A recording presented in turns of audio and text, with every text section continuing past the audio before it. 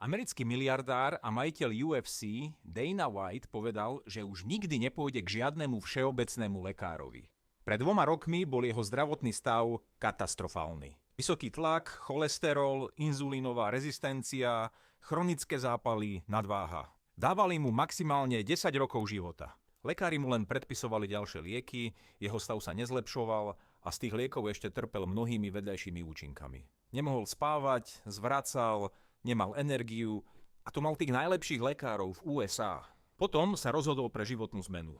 Začal otužovať, dvíhať činky a hlavne zmenil stravu. Trvalo 10 týždňov, shodil 15 kg a jeho krvné hodnoty boli zrazu optimálne. Dnes neberie žiadne lieky a má energiu ako nikdy predtým. Zabijakmi zdravia sú tzv.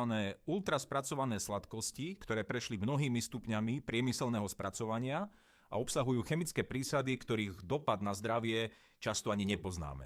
Zdravé sladké ponúka len príroda. Včelí med, ktorý ja miešam s ovocím pre budovanie silnejšej imunity, ako napríklad čierna jarabina, neprážené kakao alebo maliny s čučorietkami pre obrovskú dávku vitamínov, antioxidantov a vlákniny.